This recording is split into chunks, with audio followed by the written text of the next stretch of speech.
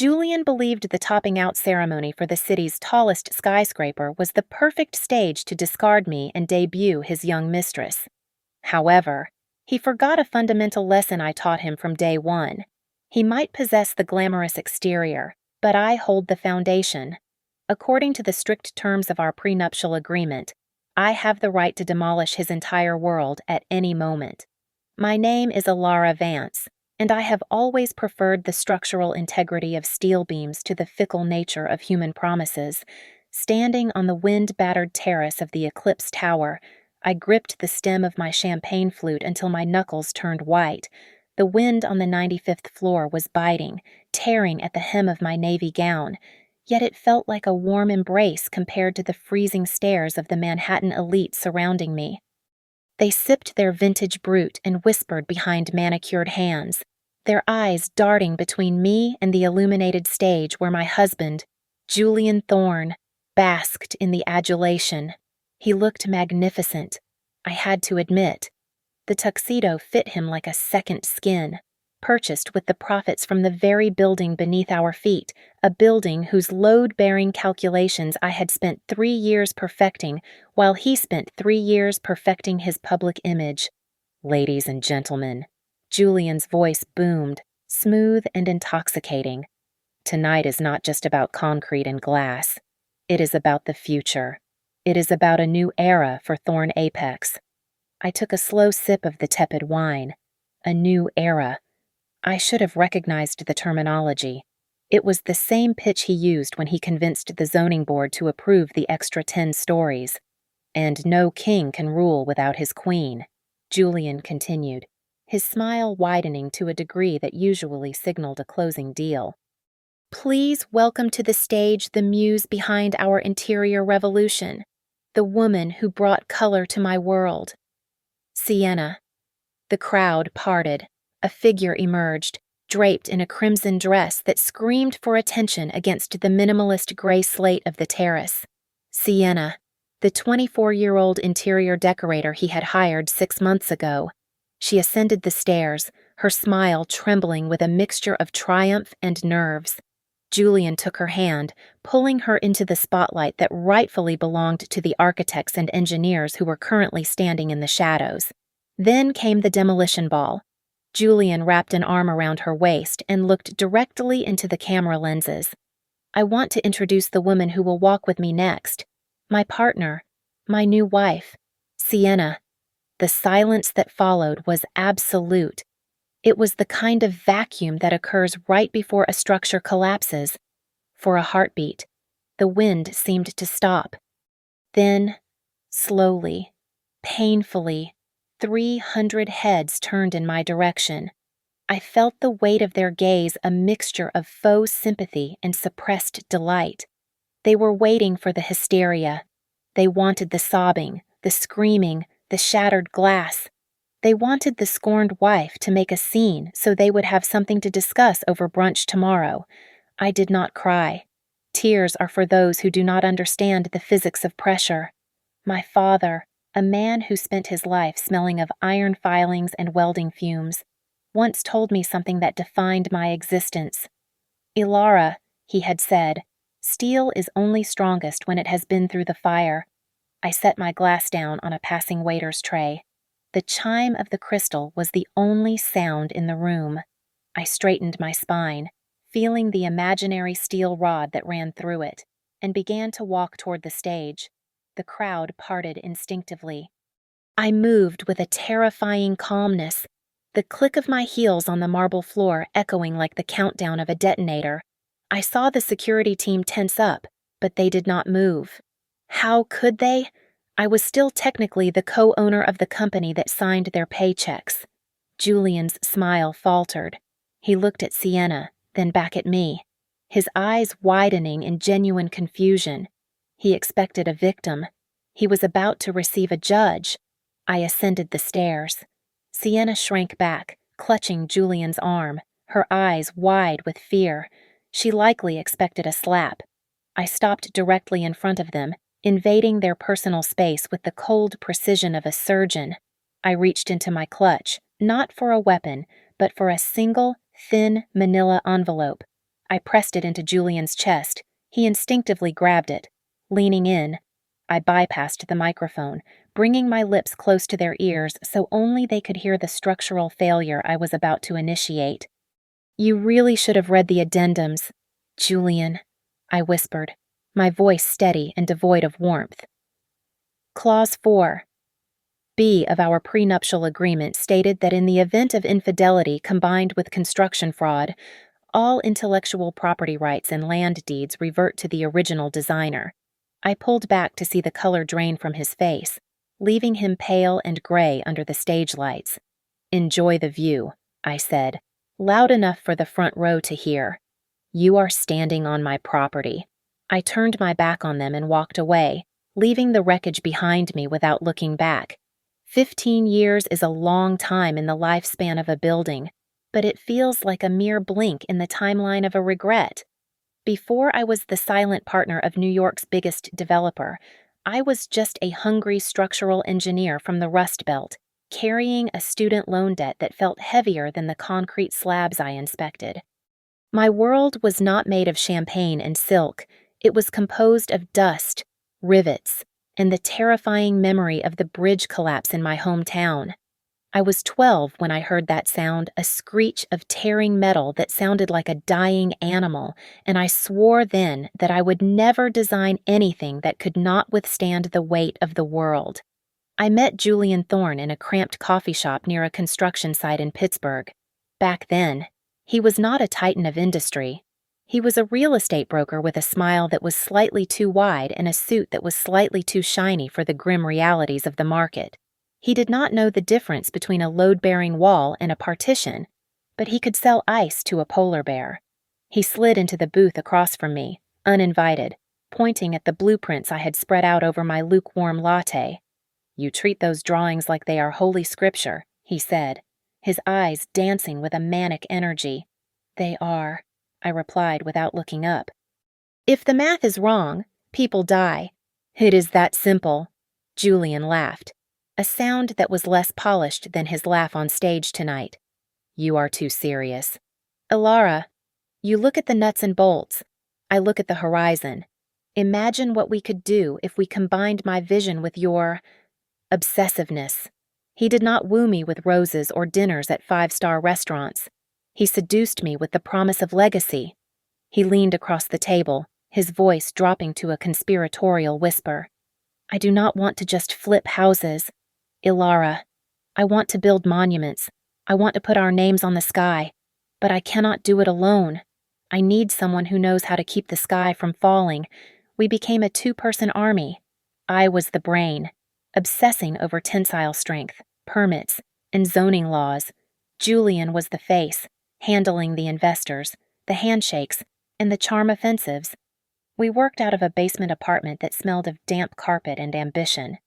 Love did not strike us like lightning. It grew slowly in the quiet hours between 2 and 4 in the morning, fueled by cheap takeout and the shared adrenaline of a deadline. "We are unstoppable," Julian told me one night, tracing the line of my jaw with a finger stained with ink. "You build the skeleton, and I will wrap it in gold." When we founded Thorn Apex, I explicitly chose to stay in the shadows. I hated the cameras. I hated the schmoozing. I wanted to be on site, wearing a hard hat, ensuring the rebar was tied correctly. My family back home warned me. My father, a man who worked with his hands until they were permanently calloused, took one look at Julian and frowned. "That boy is all veneer. Ely, my father warned me over the phone.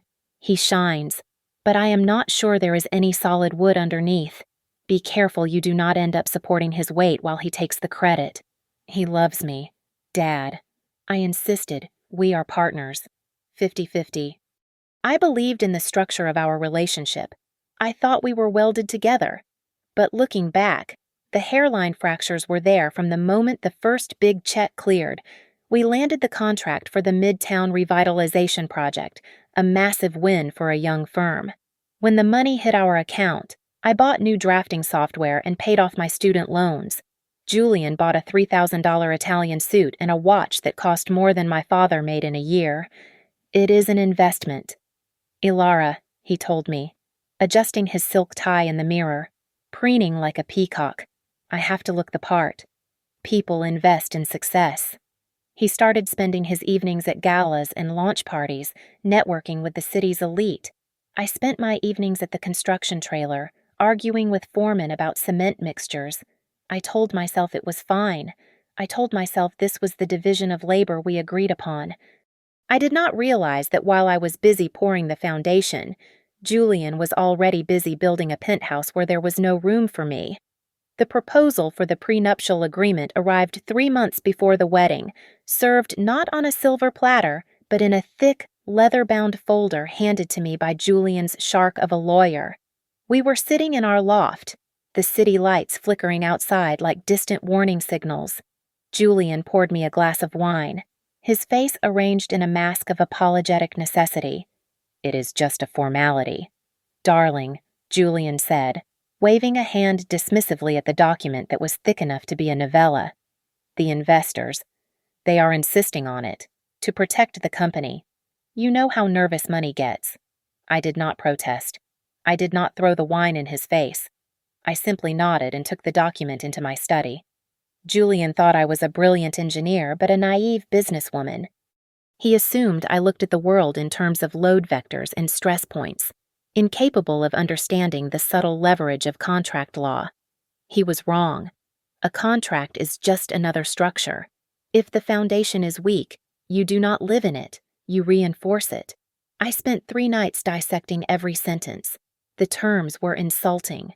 Julian had structured the agreement to classify me as little more than a high-level employee in the event of a divorce.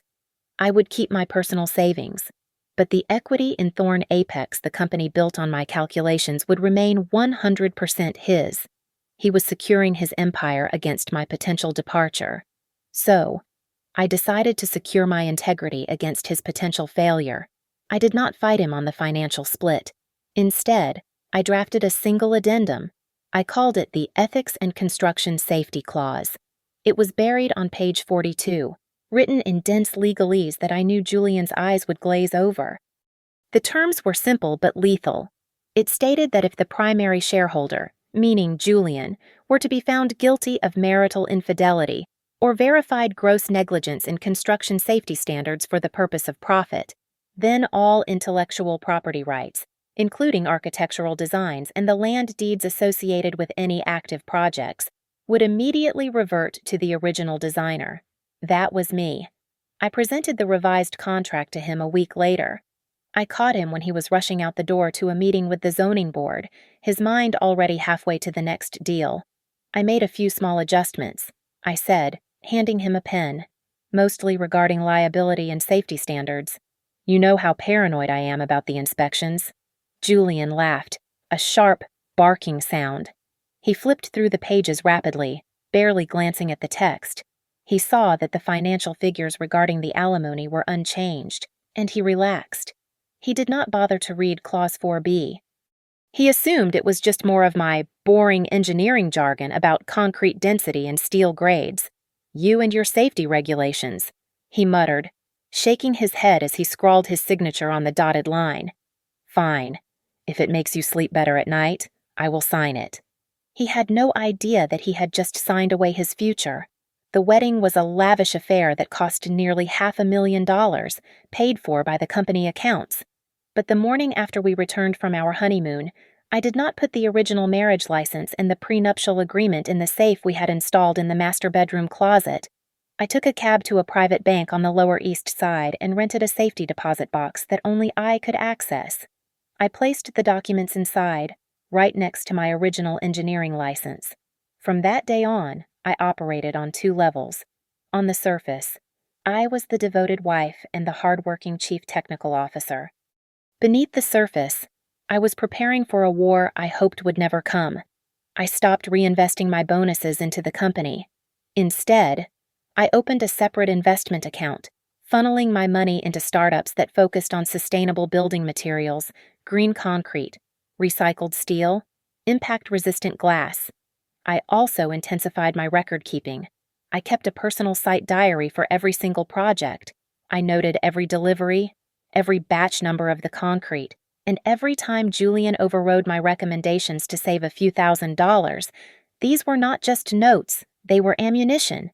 Julian, meanwhile, was drunk on his own success.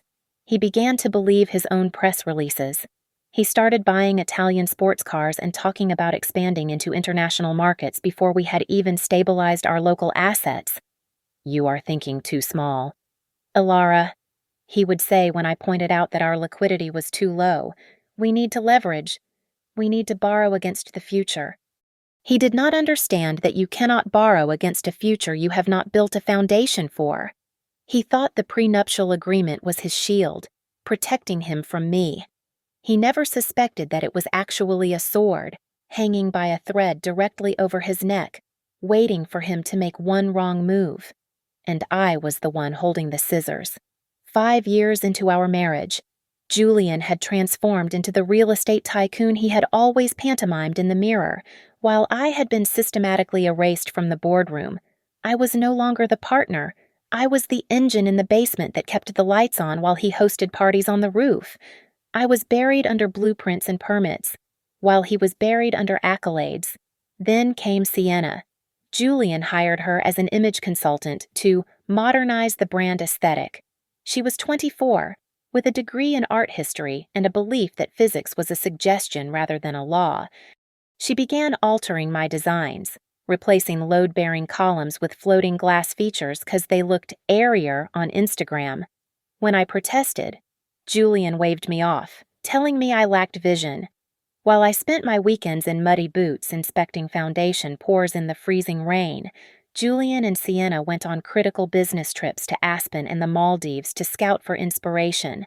The breaking point arrived with the Eclipse Tower. This was my masterpiece. I had designed a unique, spiraling exoskeleton meant to withstand hurricane-force winds. It relied on a specific grade of high-tensile steel and a concrete mixture reinforced with industrial fibers. It was expensive, but it was unbreakable. Or so I thought, until I checked the delivery manifest one Tuesday morning. I was standing in the construction trailer, holding a clipboard that felt suddenly heavy. The steel that had just been delivered was not the grade 60 I had specified. It was grade 40 cheaper, softer, and completely inadequate for the stress loads of the upper floors. The concrete invoices showed a standard residential mix, diluted with fly ash to cut costs by 15%. I stormed into Julian's office, bypassing his new executive assistant. He was laughing at something on his phone, his feet propped up on the mahogany desk. "Julian, we need to stop the pour on level 20, I said, slamming the manifest down on his desk. "The materials are wrong. This steel. It cannot hold the wind shear. If a storm hits, the torque will snap the frame like a twig." Julian sighed, slowly lowering his phone. He looked at me with the pity one reserves for a confused child. "Alara, please." "Not this again," he said, rubbing his temples. "We switched vendors to optimize our profit margins. The new materials are perfectly legal. They meet the city code. They meet the code for a 10-story building, not a 90-story skyscraper." I shouted, my voice cracking. "You are compromising the structural integrity to save. What $2 million, is that what safety is worth to you?" He stood up, his face hardening. "It is not about the money. It is about you being unable to let go of control. You are obsessed. Alara, you are seeing disasters where there are none because you are overworked. Maybe Sienna is right. Maybe you are having a breakdown." "I am not crazy," I whispered, gripping the edge of his desk. "I am an engineer." "You are paranoid," he countered, his voice smooth and cold. "Go home, Alara. Take a pill. Sleep for 12 hours. Leave the business to the people who understand the big picture." I left his office, shaking with rage. I went straight to my workstation to pull the full financial reports, intending to prove that we did not need to cut costs. I typed in my password. Access denied. I tried again. Access denied. Contact administrator. I called the IT department. The head of IT, a man I had hired myself, sounded nervous.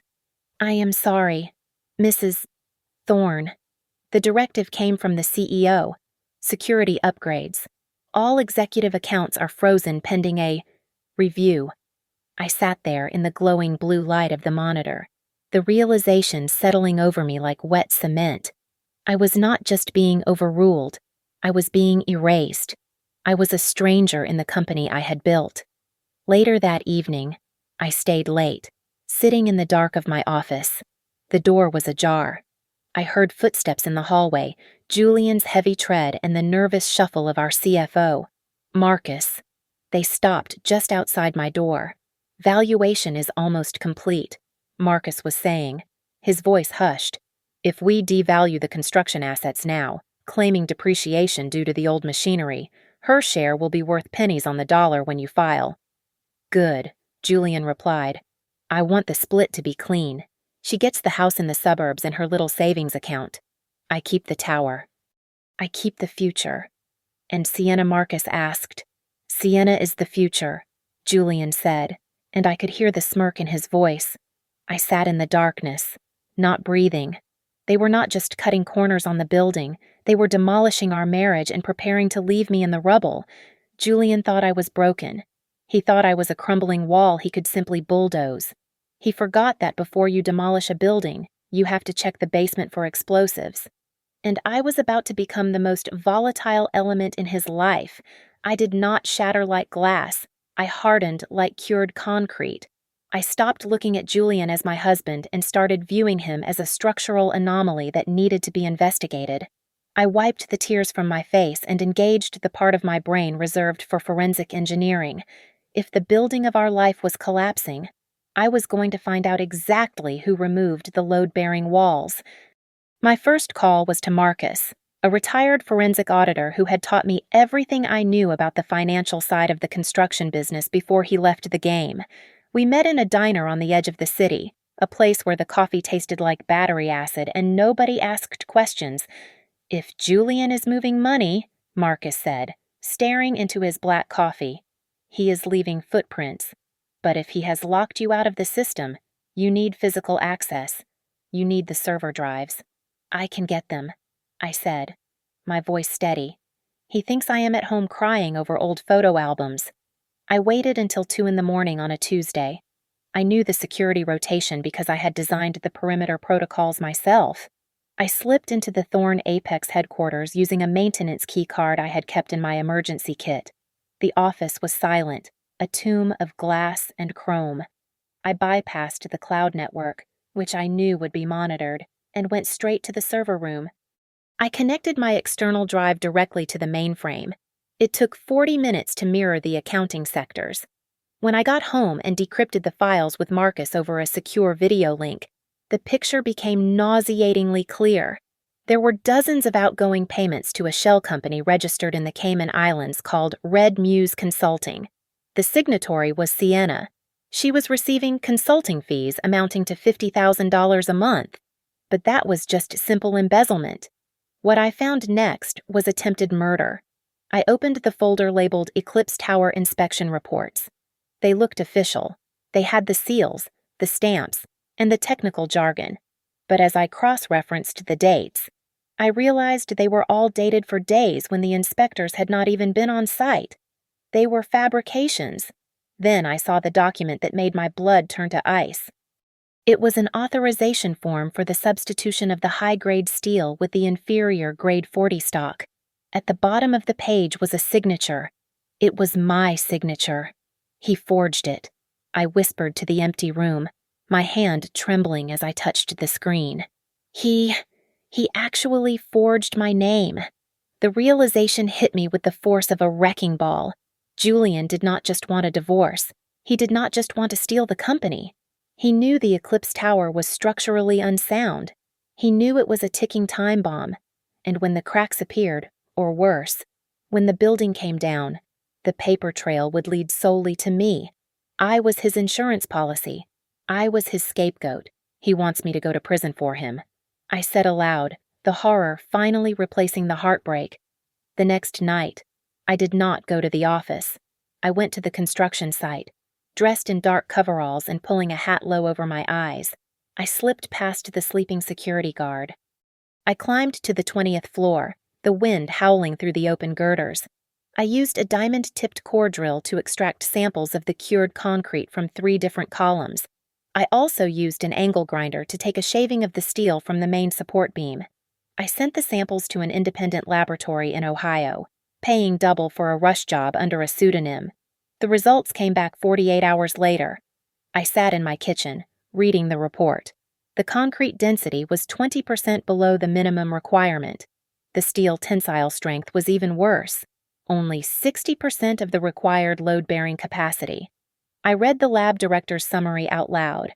Catastrophic failure is probable under high wind stress. I did not scream. I did not throw things. I calmly organized the documents into 3 identical dossiers. The first was for my divorce attorney.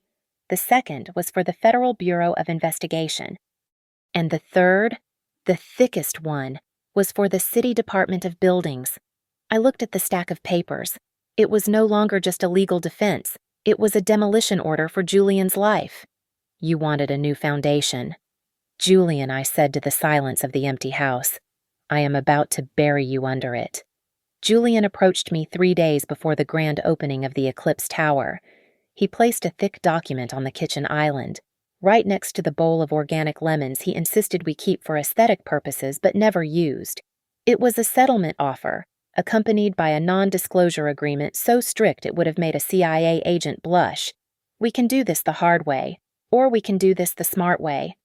Alara, Julian said, adjusting his cufflinks. Sign this, and you keep the house in Connecticut. I will even throw in a monthly alimony of $5,000 for the next 3 years. It is generous, considering you have contributed nothing to the company's recent success. I looked at the terms. He wanted me to walk away with a suburban house I hated and pocket change, while he kept 100% of the shares in Thorn Apex. In exchange, I had to agree to never speak to the press or disparage him or the company. I knew I had to play the part he had written for me. I slumped my shoulders, letting my hair fall across my face to hide the lack of tears in my eyes. I reached out a trembling hand and touched the paper. I just don't understand. Julian, I stammered, keeping my voice thin and wavering. Is it her? Is it Sienna? It is about compatibility. Alara, he sighed, looking at his watch. Just look it over. I need it signed before the ribbon-cutting ceremony. The next day, Sienna cornered me at a coffee shop near my office. She was wearing a white cashmere coat that looked pristine and innocent, a stark contrast to the wreckage she was helping to cause.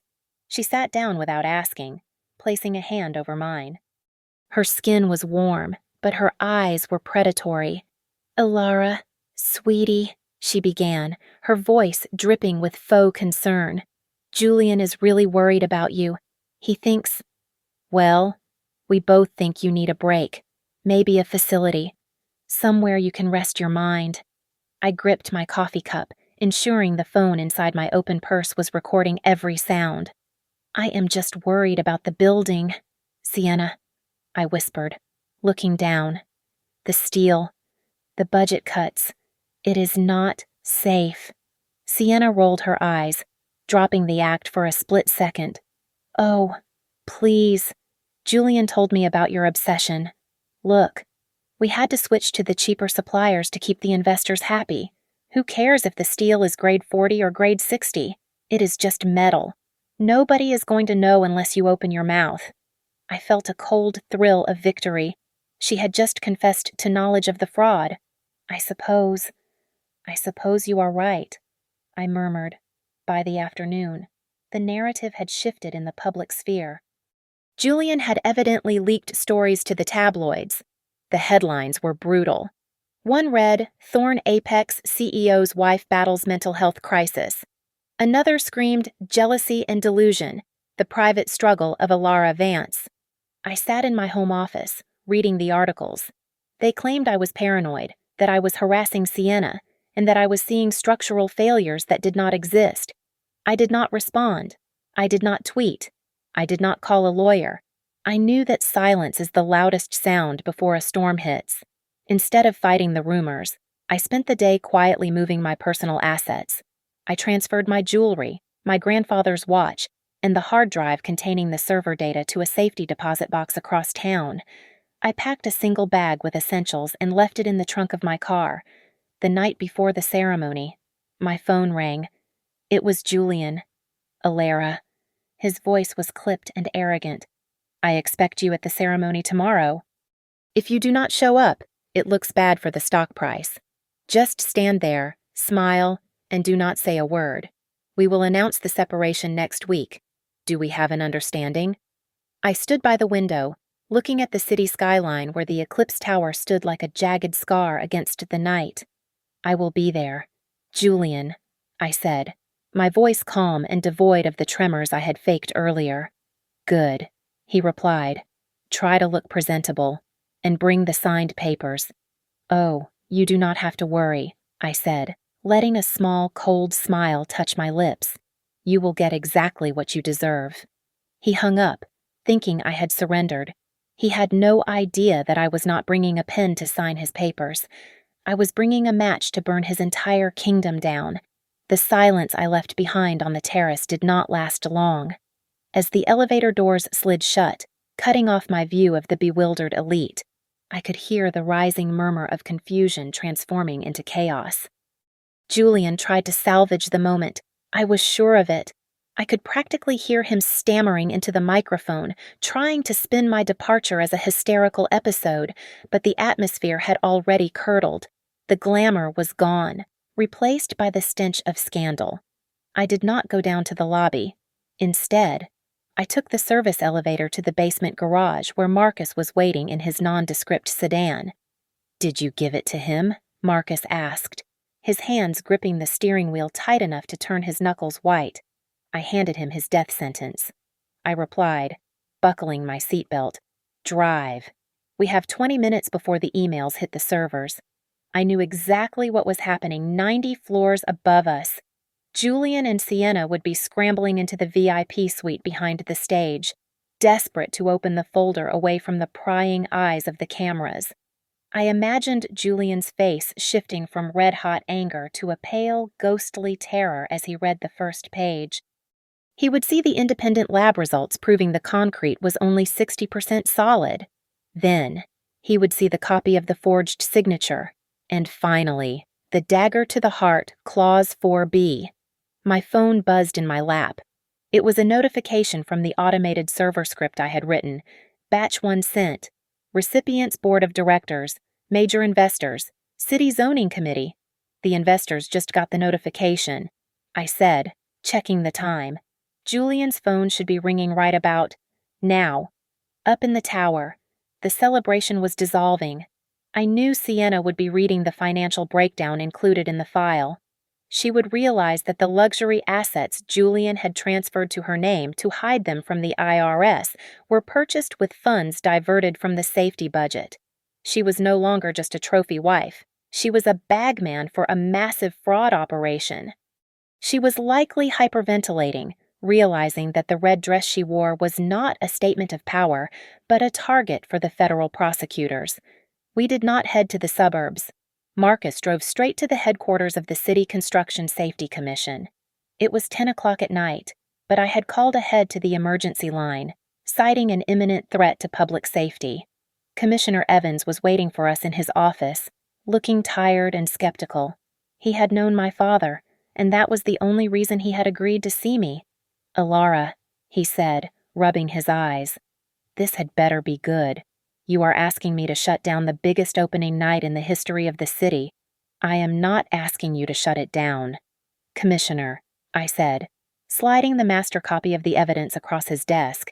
I am telling you that if the wind speed picks up to 30 miles per hour tonight, that building becomes a tomb. Look at the core sample data on page 5.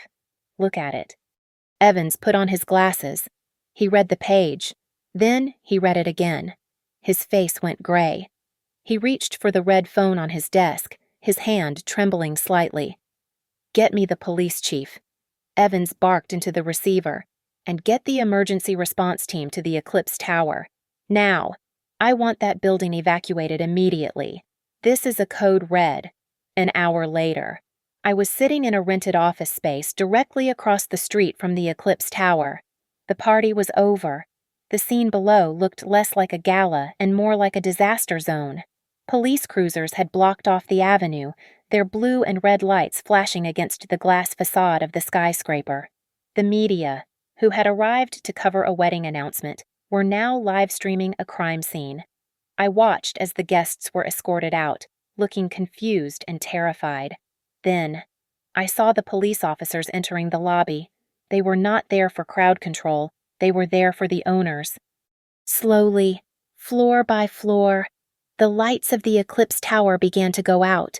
The power was being cut to prevent electrical fires in the unstable structure. It was a visual representation of Julian's empire crumbling in real time. "It is over, Ilara," Marcus said softly from the corner of the room. "You stopped it." "No," I whispered, watching the penthouse lights flicker and die, plunging the top of the tower into darkness. "I am just getting started. This was the demolition. Now comes the cleanup." The conference room at the offices of Sterling and Associates was designed to intimidate. It smelled of old money and lemon polish, with a view of the skyline that usually commanded respect. Today, however, the atmosphere was thick with the scent of desperation. I sat at one end of the long mahogany table. Julian sat at the other. It had been only 7 days since the disaster at the Eclipse Tower, but he looked like he had aged 10 years. His skin was gray, his eyes were bloodshot, and the arrogance that usually defined his posture was gone, replaced by a twitchy, nervous energy. Sienna sat beside him, no longer wearing designer red, but a muted beige suit, looking like a trapped animal. Julian spoke first, his voice rasping. "You need to withdraw the report. Ilara, if you retract your statement to the Safety Commission, we can frame this as a supplier error. If you do not, I will proceed with the narrative that you are mentally unstable. I have doctors ready to testify that your obsession with safety is a symptom of paranoia." I did not blink. I simply folded my hands on the table. "Is that your opening move, Julian?" I asked softly. Julian's lead attorney, a man named Sterling who charged $1,000 an hour, slid a folder across the table toward me. "We have evidence that you, Mrs. Thorne, were the one who authorized the substandard materials," Sterling said, his smile oily and confident. "We have the change orders right here, signed by you on the 15th of May. I opened the folder. There it was my signature, perfectly forged on the authorization for the grade 40 steel. It was a good forgery, I had to admit. I reached into my bag and pulled out a single sheet of paper, sliding it back to them. "That is interesting," I said, my voice conversational, because on the 15th of May, I was not in the city. I was at Mount Sinai Hospital, sitting by my mother's bedside while she recovered from hip surgery. Here is the hospital visitor log, time-stamped, along with the security footage of me entering the building at 8 in the morning and leaving at 8 in the evening. Unless I have developed the ability to bilocate, that signature is a felony. Sterling's smile vanished. Julian gripped the edge of the table. "That does not matter," Julian hissed. "It is your word against mine. The company protects me. Actually, it does not." I interrupted him. "Let us discuss Clause 4B again. You violated the safety codes for profit. We have established that with the lab results. Now, according to the contract you signed, the penalty is not just a reversion of intellectual property." I leaned forward, locking eyes with him. "The contract states that the land deeds for any active project involved in the fraud revert to the original designer. That means, as of last Tuesday, I own the plot of land the Eclipse Tower stands on." The room went deadly silent. Julian's mouth opened, but no sound came out. "Do you understand what that means?" "Julian," I continued, enjoying the dawn of realization on his face. "It means you have built a 90-story illegal structure on my private property. You are trespassing." I leaned back, smoothing my skirt. "So, here is my offer. You can remove your building from my land brick by brick, at your own expense, which I estimate will cost you roughly $200 million, or you can transfer 100% of your shares in Thorn Apex to me as compensation for the damages." Sienna made a sound like a strangled cat. She turned to Julian, grabbing his arm, her nails digging into his suit jacket. "You said we were safe!" she shrieked, her voice cracking with panic. You said the lawyers handled it. If the company goes down, I go to jail. Julian, I signed those invoices because you told me to shut up." "Sienna," Julian roared, slamming his fist on the table. "Do not tell me to shut up," she screamed back, tears streaming down her face. "I am not going to prison for your cheap concrete. I will tell them everything I will tell them about the offshore accounts." Julian looked at her, then back at me. He saw the trap closing. His assets were frozen by the investigation. His reputation was radioactive. And now, his own legal defense had just been dismantled by a hospital parking receipt and a clause he was too arrogant to read. He slumped back in his chair. A defeated man. "You cannot do this," he whispered, his voice trembling. "Thorn Apex. It is my life. It is a new start." I stood up, gathering my papers.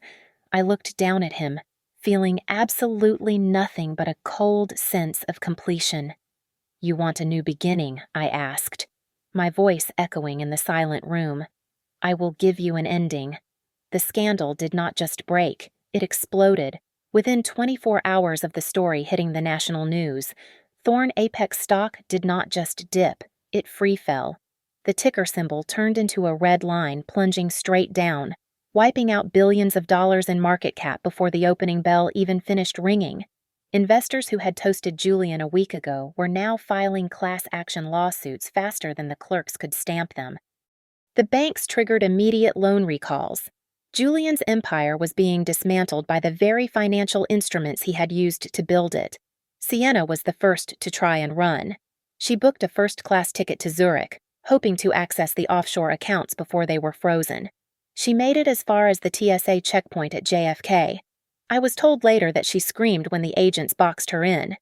"You cannot do this," she had shrieked, causing a scene that was captured by a dozen smartphones. "I am just a consultant. I do not know anything about the money. I am innocent." She was on the federal no-fly list for a money laundering investigation. The consulting fees I had uncovered were enough to flag her passport instantly. Julian's arrest was less dramatic but far more satisfying. The FBI raided the penthouse at dawn. They did not knock. They used a battering ram on the mahogany double doors. The paparazzi were waiting downstairs, tipped off by a source that may or may not have been me. The image of Julian Thorn, still in his silk pajamas, hands cuffed behind his back, being led into a squad car became the defining photo of the decade. He looked small, pale, and utterly defeated. The interrogation was a race to the bottom. My contact at the bureau told me it took less than an hour for them to turn on each other. Julian tried to pin the embezzlement on Sienna, claiming she manipulated the accounts without his knowledge. She seduced me into signing those checks. Julian apparently stammered to the detectives. I did not know where the money was going. When Sienna heard that, she stopped crying and started singing. She gave them everything. The account numbers in the Caymans, the shell companies in Panama, the names of the bribed inspectors. She traded Julian's life for a plea deal that might keep her out of federal prison. Meanwhile, the Eclipse Tower stood silent and dark, looming over the city like a tombstone. The press called it the Ghost Tower. People were calling for it to be torn down, a monument to greed that deserved to be erased. I refused to let that happen. It was my design. The flaw was not in the engineering. It was in the execution. I spent 3 sleepless nights with a team of structural engineers drafting a retrofit plan. We could reinforce the core with external bracing and inject high-strength epoxy into the compromised concrete. It would cost a fortune, but it would save the structure. Armed with this plan and the ironclad terms of my prenup, I walked into the Thorn Apex boardroom.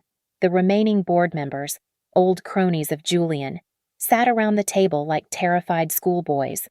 "The land belongs to me," I said, throwing the deed onto the table. The intellectual property belongs to me. And as of this morning, 51% of the voting shares have reverted to my control due to the criminal negligence clause. I looked at the men who had ignored me for years. You are all fired, I said. Security will escort you out. Leave your badges on the table. The next morning, I called a press conference. I stood at a podium in front of the ghost tower, wearing a hard hat and a safety vest, not a designer dress. My name is Alara Vance. I said into the bank of microphones, I am the interim chairman of Thorn Apex. We are not tearing this building down. We are going to fix it. We are going to make it safe. Because unlike my predecessor, I build things to last. In a holding cell at the Metropolitan Detention Center, Julian watched the broadcast on a small, grainy television bolted to the wall. He saw the woman he had tried to discard standing amidst the wreckage of his life, rebuilding it brick by brick. He realized then that his arrogance had not just been a character flaw, it had been the very weapon I used to destroy him. He slumped against the cold concrete wall, finally understanding that he was never the architect of his own fortune. He was just the tenant, and his lease had just expired. The trial of Julian Thorn took place 6 months later in a federal courthouse that smelled of stale coffee and anxiety. I sat on the witness stand, my hands folded calmly in my lap, looking directly at the man who had once promised to build a world with me. He looked diminished now, stripped of his expensive suits and his arrogance, wearing a prison-issued jumpsuit that hung loosely on his frame. The prosecutor asked me to explain the nature of the fraud. I leaned into the microphone, my voice steady. It was never just about money. I told the jury. It was about a fundamental breach of trust. Clause 4, B of our contract was not a trap. It was a safety net. Julian chose to cut it because he believed that profit was more valuable than human life. He knowingly installed steel that could have snapped in a storm, turning a skyscraper into a weapon against this city. The jury did not take long to deliberate. When the gavel finally fell, the sound echoed like a door slamming shut on the past. Julian was sentenced to 15 years in federal prison for wire fraud, construction fraud, and reckless endangerment. Sienna, thanks to her cooperation, avoided prison time but received 5 years of probation. The court also ordered the seizure of all her assets to pay restitution. She left the courtroom in a borrowed coat, carrying nothing but a plastic bag of personal effects, looking lost and very, very young. After the verdict, I drove straight to the construction site. The Eclipse Tower was buzzing with activity, but this time it was the sound of repair, not reckless expansion. I had hired a new crew, veterans who respected the laws of physics more than the laws of profit. I stood in the lobby, watching them reinforce the main support columns with carbon fiber wraps.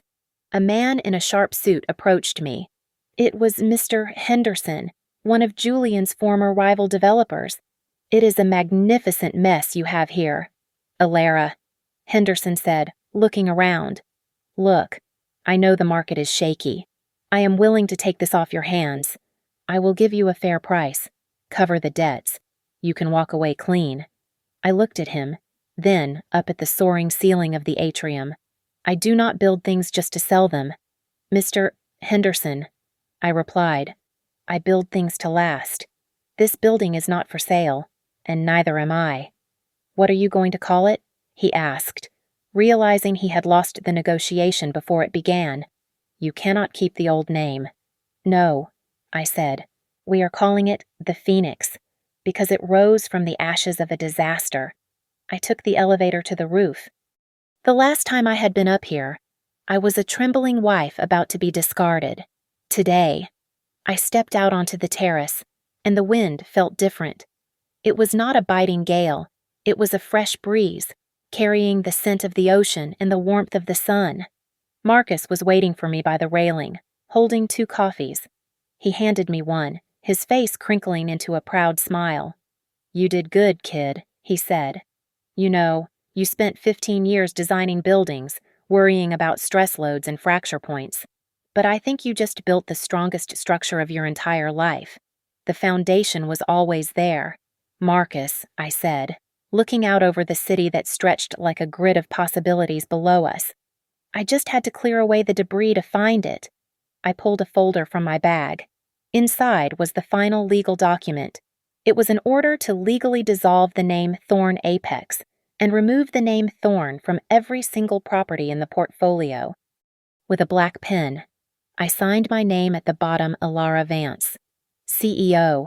I watched the ink dry, sealing the end of an era. I did not look back at the ghost of the man who was now sitting in a cell. I turned my face to the sun, took a deep breath, and walked toward the elevator, ready to build something new.